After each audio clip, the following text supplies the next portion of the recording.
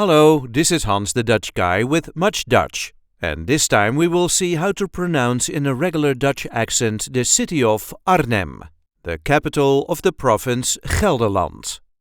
This is how we say Arnhem. Arnhem.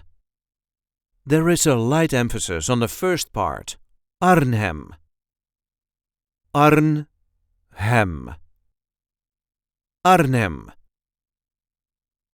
You might have noticed that the H is barely audible here. Arnhem. The World War II movie A Bridge Too Far is based upon the campaign in and around Arnhem. I hope this video is helpful.